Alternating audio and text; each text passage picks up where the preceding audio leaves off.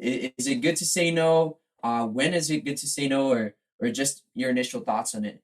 Yeah. Well, yes. Yes, I think it's Okay. good to say no. Well, and because, it's because this whole idea came from like a quote I heard by Bill Gates. And I don't know the exact quote, so just paraphrasing, like it was something like, he said that the success that he had because he said no to people. If he had not said no, then he probably wouldn't have had all the success that he's had.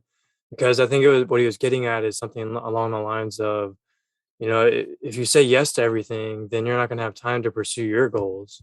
Your goals are going to be put off to the side, and then before you know it, you're never going to achieve them. So, you can't just say yes to everything, and because your time is very valuable. And if it gets taken up, especially if you have a really, I mean, if you have a strong goal like Bill Gates with the internet and Microsoft, you have to put all your effort and time into that. We have a finite amount of time, and what you use your time on is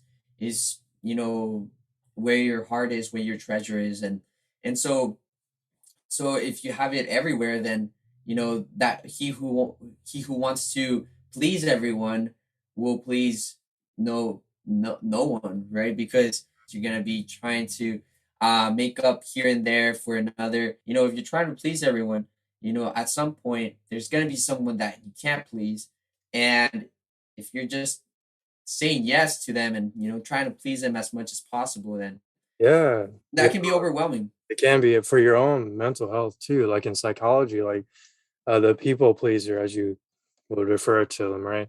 It's someone who says yes all the time, who can't stand up for themselves, who's probably passive, who probably doesn't have much assertiveness. And maybe they don't have much assertiveness because they're afraid they're going to offend someone, or they're afraid they're going to come off as aggressive. There's those various fears. Like, I don't want to make people think that I'm a bad person. And these are catastrophic thoughts. They're maladaptive. I don't want to make this person think I'm being too aggressive. I don't want to come off the wrong way.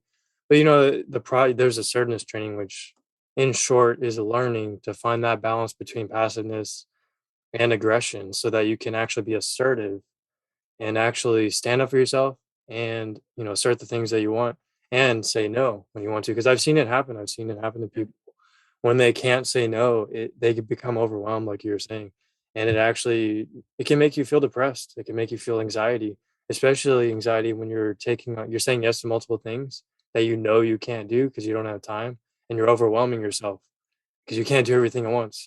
Sometimes it's a job, sometimes it's just family. Sometimes people, what somebody might say, like bloodsuckers, where they take, but they never give back. And so you're constantly giving, but never receiving back anything. And not to say that you should always receive something, but Have you ever had to say no, or had a time you where know i I actually, yes, yeah, I've had to say no a couple times, you know, especially for like uh let's say for example something easy, like a friend saying like, "Hey, can we meet up to have lunch and maybe do this thing?" And I say like, "Hey, like I wish I could, but I have a lot of things going on right now. I have some projects that I'm working on, and I really want to get these done. But hopefully, maybe sometime within the next couple weeks, we can meet up." So it's sometimes good to find middle grounds, or just overall say no to, so that it doesn't carry over, or you're regretting things that you wish you could have done with the time that you had, and which has happened to me before. You know, yeah. I've been passive in previous situations, and I end up regretting it, where I'm like, hey, I should have just done this or done that, or said no overall, and it ended up being overwhelming, and then you had to drop it halfway through or something like that. I was so busy one semester. I had two or three jobs, I think, and 18 hours of classes and extracurricular activities, like things I was involved with helping people with. And at that point, it was literally impossible to do everything in any given week. Yeah, because you can't do two things at once. I mean, maybe certain things, but like those things I couldn't do. I couldn't study and try to learn this thing I was trying to learn for something else, right? It's just, man, and that's when you realize that you have to cut certain things out. And that's when you might have to say no or change your yes to a no, and you can Yeah. do that. And you don't have to use the word no. There's more than one way to say no. You can even say no with a sentence, and not make it sound so aggressive. I think of the fear, man, some people have is not just like offending, but like also just not wanting the other person to think negatively of them. I think many people like to feel liked by other people, Yeah. and that can become a distorted thought. It can become this unrealistic standard that you hold yourself up to where everyone must like me at all times for my whole life, and no one can live up to that standard.